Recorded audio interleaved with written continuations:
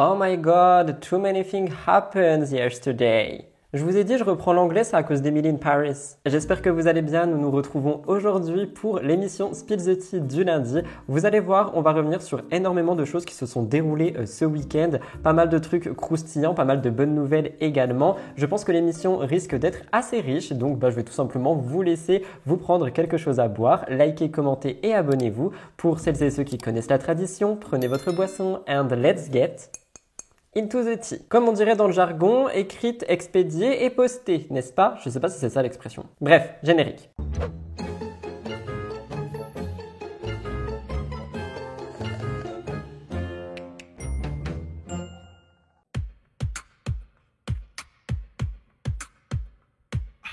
La première chose sur laquelle je voulais revenir avec vous est Sebi Daddy et Carla Talon. Je ne sais pas si vous avez vu ça passer sur les réseaux sociaux hier, du coup, au moment où je vous parle, mais Sebi Daddy et Carla Talon ont posté des photos ensemble. Ils laissent comprendre qu'ils sont en couple. Le problème, c'est que personne n'y croit. En effet, on le sait, Sebi Daddy adore créer des petites mises en scène, etc. autour de sa vie, notamment avec Léa Marie dernièrement, et Adé Laurent et tout ça. Et aujourd'hui, il semblerait que la même chose se reproduise avec Carla Talon. Le problème, c'est que lui et elle clament haut et fort que le couple est bel et bien réel et par conséquent, tout le monde se pose la question. J'ai d'ailleurs mis un réel sur mon compte Instagram Actualité. Je vous invite à aller me suivre, nous sommes presque 1000 et j'ai mis un sondage. Est-ce que les gens pensent que c'est un vrai couple ou un faux couple? Et il faut dire que la majorité est écrasante et ils pensent tous que c'est un fake couple. Il y en a qui pensent que c'est vraiment pour réunir les abonnés sur l'application WeScoop. Il y en a qui pensent que c'est pour faire vivre ce buzz en fait tout simplement et générer de l'argent sur les vues certainement qui seront sur TikTok, sur je sais pas, peut-être Mime, OnlyFans, etc. Donc voilà, mais c'était pour vous tenir au courant. Faites encore une fois attention sur les réseaux sociaux parce qu'on ne sait pas si c'est vrai ou faux. Je suis sûr que si je demande à Sebi Daddy, il va me dire que c'est vrai, mais moi je sais pas, j'y crois pas trop. Vous me direz ce que vous en pensez. Quelque chose que j'ai oublié de vous dire, c'est que Carla Talon est également l'ex-petite amie du petit frère de Sebi Daddy, Brian Boy. Par conséquent, il est vrai que ça aussi, ça a fait réagir et les internautes se sont montrés assez virulents. Nous pouvons actuellement lire sous la photo de Carla et Seb, ils se tapent la même meuf et ils sont fiers. Qu'est-ce qu'ils ne feraient pas pour avoir de la visibilité? Elle sort avec le frère de son ex et ça choque personne? Ils se partagent toute la famille à ce que je vois. Vous le comprenez, les internautes ne sont pas forcément pour ce nouveau couple. Est-il vrai, est-il faux? Quoi qu'il en soit, il fait parler. Et d'ailleurs, il fait tellement parler que Léa Marie aussi a réagi. On rappelle que dernièrement, Sebi Daddy faisait tout pour la reconquérir et celle-ci s'est vue l'herbe coupée sous le pied avec Carla. Elle a donc laissé savoir dans sa story qu'elle a vraiment envie de croiser Carla Talon à une soirée. Et croyez-moi, elle est assez cash. Je vous laisse écouter. D'ailleurs, je vais vous dire un truc très sincèrement, mon plus grand rêve sur Terre aujourd'hui, c'est de croiser Carla Talon dans la même soirée que moi. Ça, c'est mon rêve. Parce qu'en live TikTok, elle fait la belle. Elle me dit oui, tu verras si on se croise, tu verras ce que je vais te faire. Mais je pense que elle sait pas ce que je vais lui faire. Je pense qu'elle est pas prête. Parce que je pense qu'elle a oublié qu'elle faisait 1m42 et 42 kilos. Et que vraiment, elle et moi, on fait pas partie de la même catégorie de personnes. C'est-à-dire que en une fraction de seconde, elle n'existe plus en fait. Donc voilà, j'espère que je vais la croiser. Nous commençons maintenant vraiment l'émission pure et dure par quelque chose qui date de la nuit dernière, mais avant ça, remontons un petit peu dans le passé. Il faut savoir qu'Amandine Pélissard a ressenti quelques pertes inhabituelles dans la nuit du 2 au 3 août. Elle a pensé à des fuites de liquide amniotique, mais sur le moment, on ne savait pas. Mais si c'était le cas, ça voulait dire que sa poche des os était fissurée. On rappelle qu'elle est enceinte. Elle s'est donc immédiatement rendue aux urgences. Les médecins ont fait des tests et ils ont confirmé qu'elle avait vraiment la poche des os qui était fissurée. Donc c'était hors de question pour elle de rentrer chez elle. Elle devait rester dans cet hôpital jusqu'au moment où elle accouche. Il faut savoir que le terme d'Amandine était premièrement prévu pour le mois d'octobre, mais vous allez voir qu'autre chose s'est passé. Elle nous partage un petit peu sur les réseaux sociaux son ressenti sur le fait qu'elle ne peut pas quitter l'hôpital avant d'avoir accouché et finalement elle accepte la situation et dans la nuit du 6 au 7, elle donne naissance à son enfant, sa petite fille. Elle n'a pas tout de suite donné des détails par rapport à ça. Moi, perso, j'ai posté un short sur cette chaîne YouTube. Donc, ceux qui regardent les contenus courts, je pense que vous l'avez vu. Mais elle nous a présenté sa fille qui s'appelle Maëna. Elle a révélé son prénom. On n'a pas plus de détails. On sait juste qu'elle pèse à peine 810 grammes au moment où elle poste sa story et qu'elle est en bonne santé. Donc, félicitations à la famille pour ça. C'est vrai que du coup, le bébé est né prématurément. J'espère qu'il ira bien. Mais pour l'instant, tout a l'air de bien se passer. Par contre, moi, dans mon travail, je dois aussi mettre en relation avec d'autres choses. Et par conséquent, j'ai j'ai des questions à me poser. C'est vrai qu'on peut souhaiter une félicitation, mais on sait aussi que parallèlement, elle a des problèmes avec la justice et malheureusement, ceci risque de refaire surface maintenant qu'elle a donné naissance à sa fille. Donc on verra bien ce qui va se passer par la suite. Je vais rester évidemment actif sur le sujet. N'oubliez pas vraiment de me suivre sur les autres réseaux parce qu'on discute un petit peu partout et c'est vraiment sur d'autres plateformes que je peux interagir de manière immédiate avec vous parce que les vidéos YouTube, il faut les construire. Donc n'hésitez pas à me rejoindre partout. Mais quoi qu'il en soit, félicitations, ça reste une bonne nouvelle. Et d'ailleurs, vous avez été nombreux à m'envoyer cette actu, vous inquiétez pas évidemment que j'allais en parler. Alors ça, c'est littéralement impossible que vous soyez passé à côté ces derniers jours. Vous vous en doutez certainement, de toute façon vous avez vu la miniature. Nous allons, oui, parler de Julien Tanti et de son apparence parce que dernièrement il a décidé de changer. Vous le savez peut-être pas, mais Julien Tanti, quand il a commencé la télé-réalité, il était vraiment la figure du mec sportif, trop beau, etc. qui prenait vraiment soin de lui et il s'appréciait beaucoup, il aimait beaucoup son corps. Mais au fil du temps, les choses ont changé. Il s'est mis en couple, il a déménagé à Dubaï, il a eu une vie un peu plus aisée, un enfant, 2 enfants et par conséquent, il s'est très vite laissé aller. Donc Julien Tanti, il voit sa vie quotidienne changer mais également son corps. Et c'est vrai que quand il s'est rendu compte qu'il n'avait plus du tout le physique qu'il avait lorsqu'il avait 20 ans, il s'est senti très complexé. Il a toujours dit qu'il aimait plutôt bien les gens qui rigolaient de son ventre, etc. parce que ça détendait l'atmosphère, mais au fond, il est complexé par rapport à ça.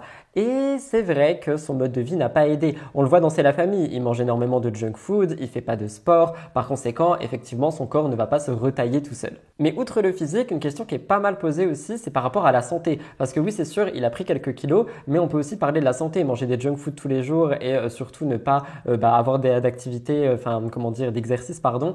C'est vrai que ça peut entraver ta santé. Et d'ailleurs, même Manon s'était posé la question dans C'est la famille et elle s'inquiétait un petit peu pour sa santé. Et je vais réagir. C'est vrai qu'il faut faire attention avec tout ce qui est fast-food, etc. On peut malheureusement très vite en consommer beaucoup, mais ça peut avoir des répercussions sur notre santé. Sauf que Julien Tanti, il est un petit peu flemmard et pour lui, tenir un régime et un programme de sport, c'était compliqué. C'est la raison pour laquelle il a décidé de passer par la case liposuction. Tout ça, je vous l'ai déjà raconté et ça a été pas mal critiqué d'ailleurs parce qu'on disait que c'était un raccourci assez facile pour perdre du poids. Mais c'est vrai.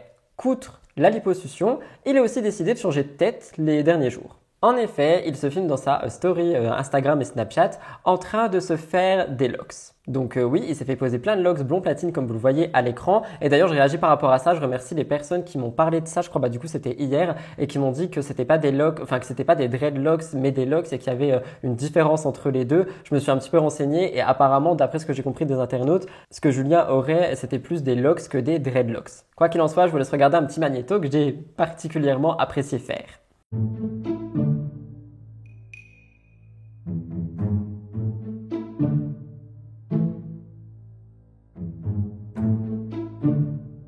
Finalement, c'est sur Instagram qu'on commence à avoir des résultats et notamment Skyres TV qui a posté une photo en disant que Julien Tanti avait pété les plombs. En commentaire, les gens ont été assez virulents. Ils ont dit « Bonjour, je m'appelle Julien et je crois que j'ai encore 20 ans. Ridicule, mon Dieu, la honte !» On pouvait aussi lire « C'est ce qui arrive lorsqu'on a trop de temps libre. C'est pour nous faire peur, cette coupe. » Et du coup, des questions ont commencé à se poser. Est-ce qu'il a vraiment fait cette coupe pour lui? Est-ce qu'il l'a fait pour faire un petit peu de buzz? Est-ce que ça a généré du coup ce que peut-être il avait derrière la tête? Ou alors, est-ce qu'il voulait vraiment cette coupe? Eh ben, on va voir ça. Parce qu'en effet, quelques heures après son annonce, Julien poste sur son compte Instagram une capture d'écran de son Snapchat où il montre qu'il a atteint plus d'1 million de personnes en story avec ses cheveux. Donc, on peut se demander s'il n'a pas fait ça pour un petit peu augmenter son algorithme. On pourrait y croire étant donné qu'à peine hier, il a tout enlevé. Je vous laisse regarder. Et voilà, c'est un nouveau jour, un nouveau dé. Par contre, mes cheveux, ils sont beaux. Mais les pâtés, je sais que nombreux d'entre vous vont être déçus. Voilà, j'ai levé mes dreads. Je sais qu'en regardant mes stories, vous passez des bons moments. Vous rigolez bien. Mais ça y est.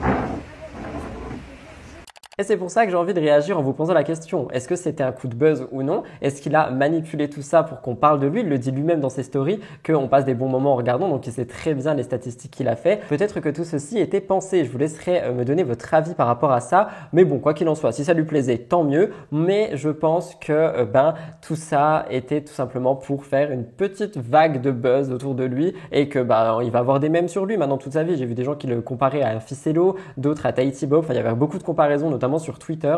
Donc, je pense que ça va quand même le suivre un moment. Qu'en pensez-vous?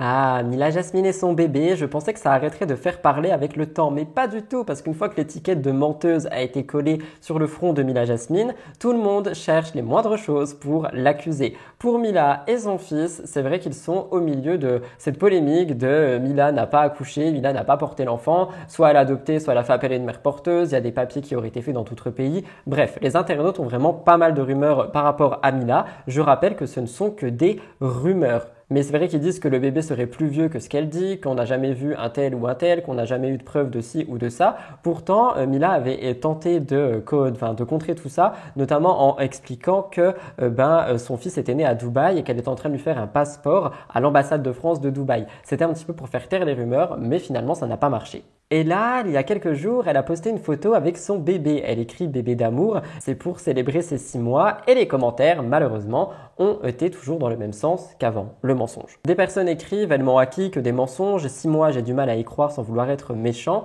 Et c'est vrai que par conséquent, on a eu cette vague de rumeurs, cette vague de polémiques qui disait que Mila ment, que son bébé n'a pas l'âge qu'elle dit, qu'elle a tout inventé, qu'elle s'invente une vie, que parfois son mari n'existe pas non plus. Donc il y a beaucoup de choses autour de ça. Et moi, je voulais vous reparler de ça parce qu'en fait, je sais plus trop quoi dire par rapport à ça et je trouve ça vraiment dommage et limite énervant et très blessant de voir autant de personnes qui ne peuvent juste pas soit passer le chemin du compte de Mila, soit dire « Ah, félicitations, il a 6 mois », tu vois, toujours dire « Ah ben non, mais il est un peu plus gros que la normale, du coup ça veut dire que tu mens. Ah ben non, mais il est un peu plus grand que la normale, du coup ça veut dire que tu mens. » Et je trouve ça dommage parce que je pense qu'à force, ça va juste saouler Mila et peut-être qu'elle partagera plus rien.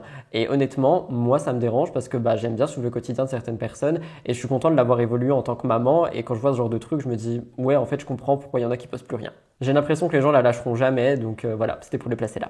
Bon, ce scandale, il s'est un petit peu tassé, mais il y a des informations qui n'ont pas été dites dans mes plusieurs vidéos parce que j'étais passé à côté. Ces derniers jours, le rapprochement Simon Castaldi-Cassandra Julia a fait la une de l'actualité People télé-réalité. De nombreux internautes sont persuadés que Simon et Cassandra sont en couple. On a d'ailleurs vu une photo d'eux qui était censée être une photo de déclaration amicale, mais qui a vite tourné au drame. D'ailleurs, certaines personnes vont assez loin et disent de Cassandra qu'elle a volé Simon à Adixia. Finalement, Cassandra s'est exprimée, c'est de ça dont on va parler aujourd'hui, mais il est vrai qu'à la sortie du tournage des 50 saison 2, Simon et Cassandra ont beaucoup été vus ensemble et par conséquent, tout le monde a commencé à penser à un petit couple. On a vu un bisou aussi de part Aquababe, on a vu la fameuse photo où ils font semblant d'être amis, moi je dis semblant, tu vois, et tout ça c'est arrivé aux oreilles d'Adixia. Comme je vous l'ai dit, moi j'ai parlé avec elle, elle m'a dit que juste elle était sur ses projets musique et que pour le coup ça la faisait rire et qu'elle s'en foutait un peu, mais elle a quand même répondu en story. Elle a dit s'ils pensent me piquer les deux avec cette photo, je l'affiche même pour encourager tout ça.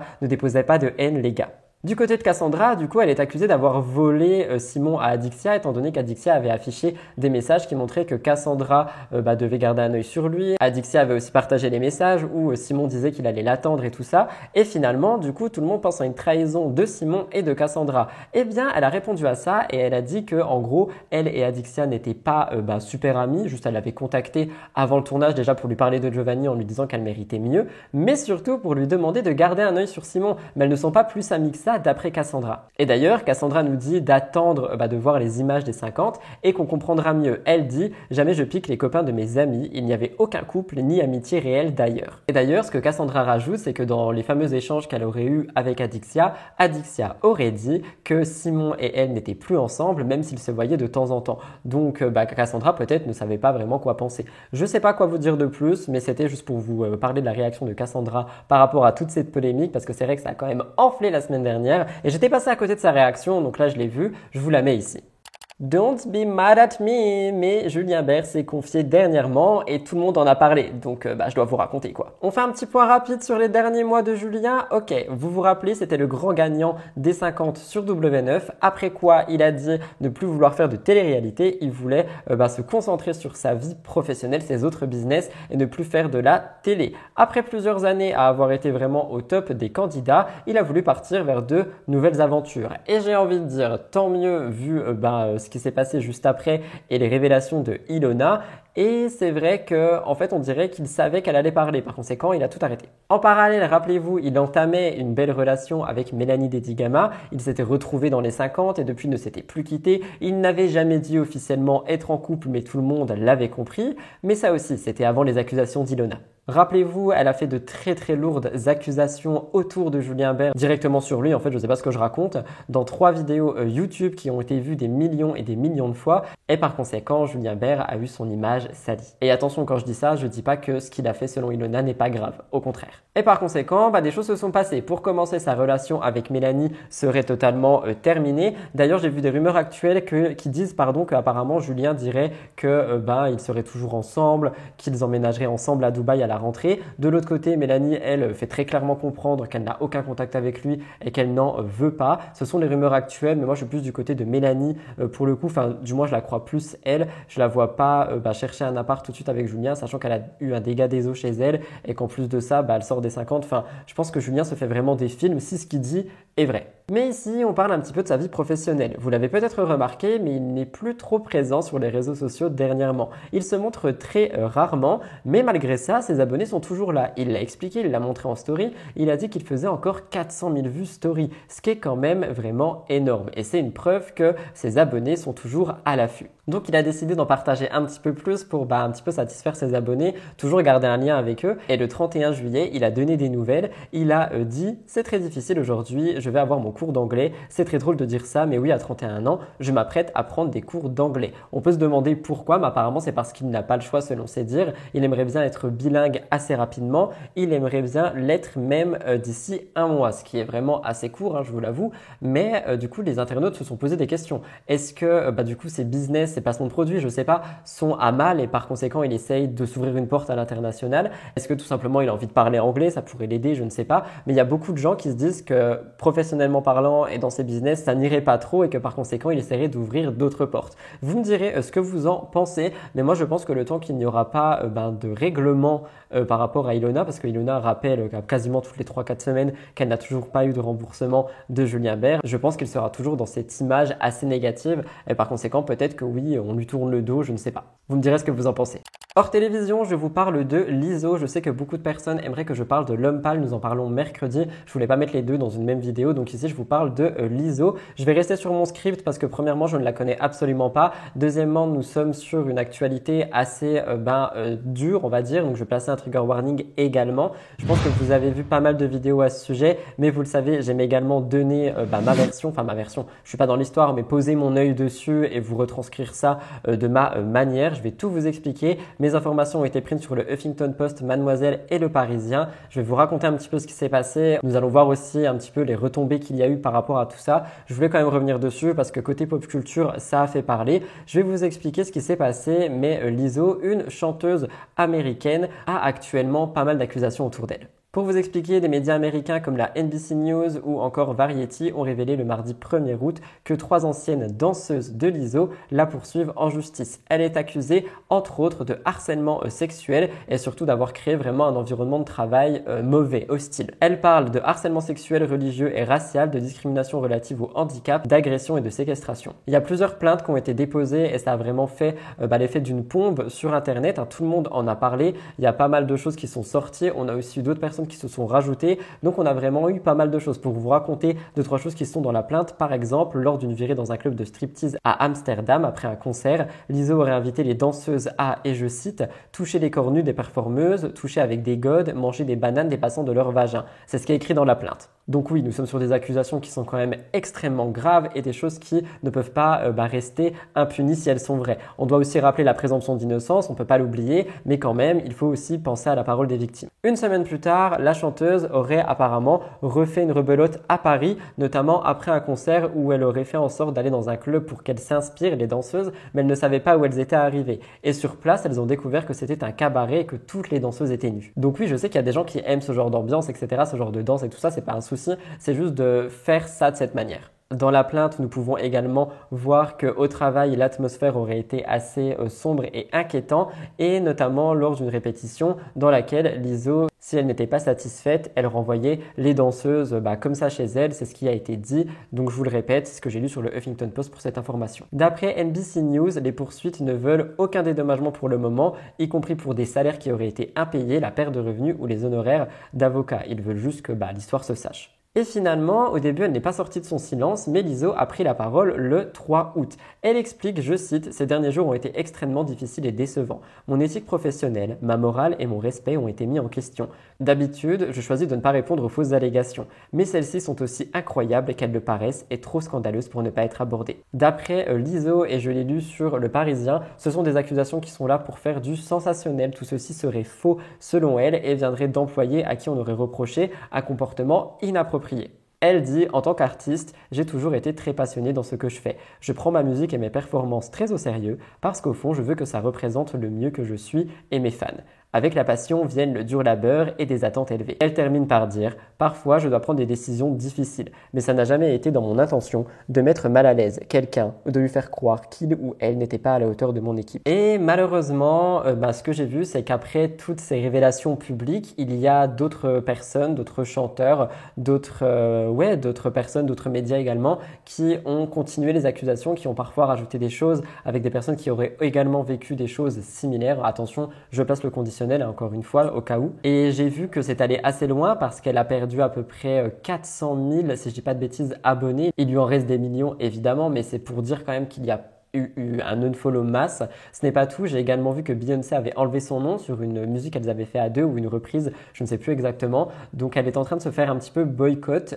J'espère simplement que du coup, si on la boycotte, les accusations pourront s'avérer être correctes avec la justice, etc.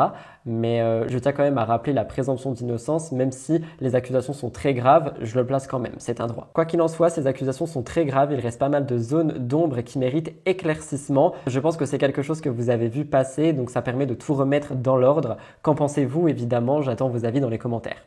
On passe aux rubriques Last Minute, elles sont deux. Je me crois dans MTT les gars, je vais me calmer. Mais il est vrai que deux choses se sont passées au moment où je finissais d'écrire ce script. Donc évidemment, je les ai rajoutées pour vous tout de suite aujourd'hui. Dont Amandine Pélissard d'ailleurs, ça je l'ai rajouté dernière minute également. Donc si vous appréciez l'effort, n'oubliez pas de vous abonner, ça fait grave plaisir.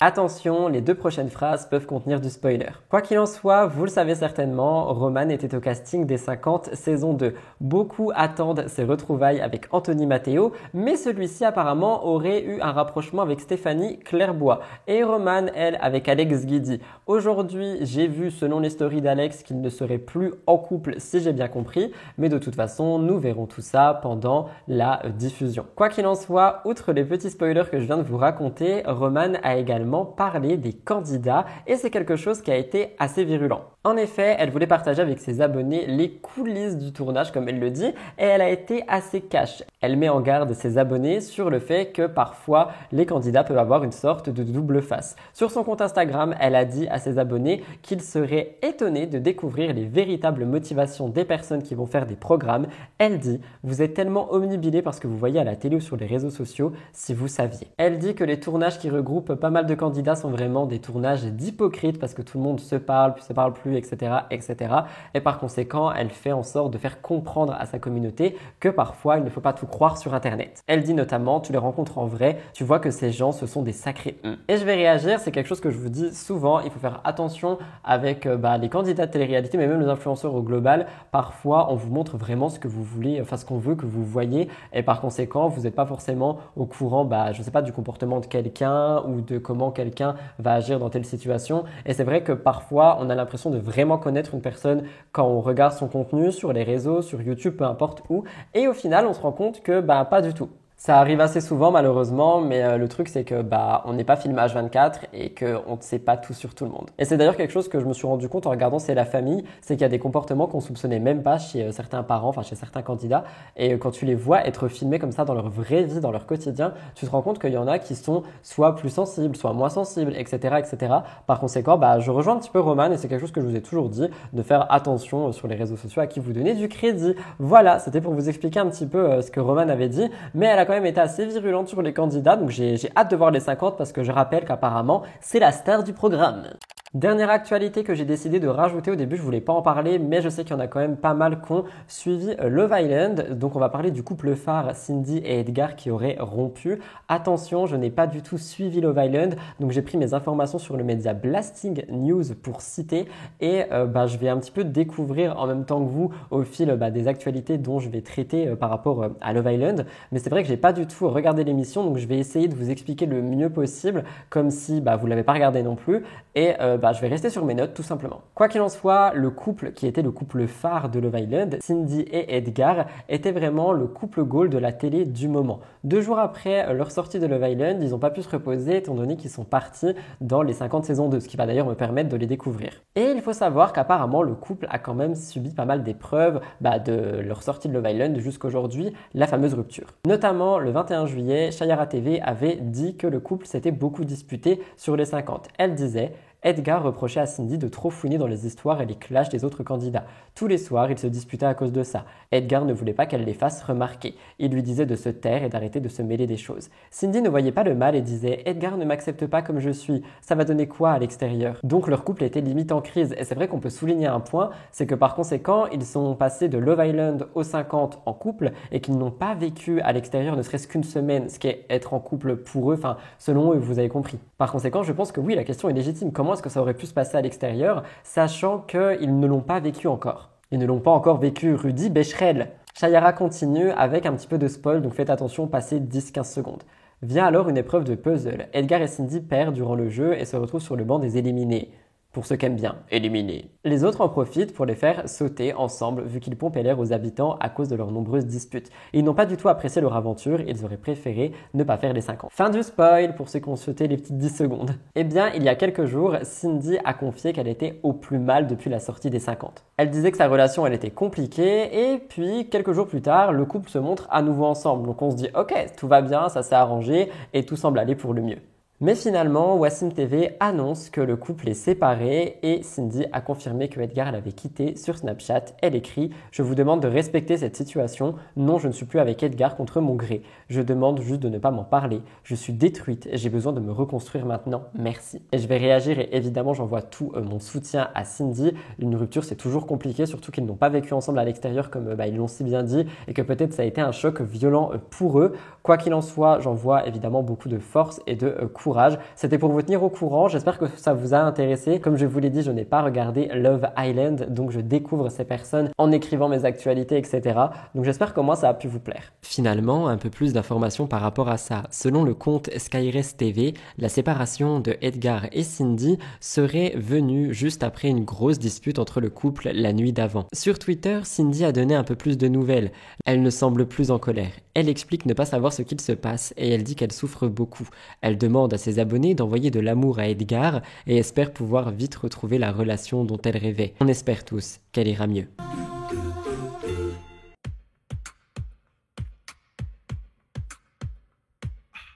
Voilà tout le monde pour votre premier STT, j'espère qu'il a pu vous intéresser et vous plaire. Si c'est le cas, n'oubliez pas de liker et commenter cette vidéo pour l'aider par rapport à l'algorithme. Je sais que je le dis tout le temps, mais effectivement ça aide vraiment quand vous le faites, je le vois par rapport aux statistiques. Si vous voulez aider autrement, vous pouvez partager cette vidéo sur vos réseaux sociaux en me taguant. Ça me fera plaisir, 1, de discuter avec vous et 2, de repost cette story. Pour ceux qui rejoignent la chaîne, je vous laisse également vous abonner juste en dessous et activer la petite cloche. Je vous laisse là, je vous retrouve mercredi pour le deuxième STT, vendredi pour la vidéo People et peut-être fait divers, je verrai, je l'écris demain car oui, nous sommes lundi et je filme aujourd'hui. Et sinon, on se retrouve dimanche pour MTT. Je vous souhaite une bonne semaine, ce n'est que le début, je sais qu'il y en a qui rentrent de vacances et il y en a qui partent également. Donc pour ceux qui sont partis en vacances, profitez de vos vacances. Ce n'est que du love et je vous retrouve mercredi. Bye guys, love you!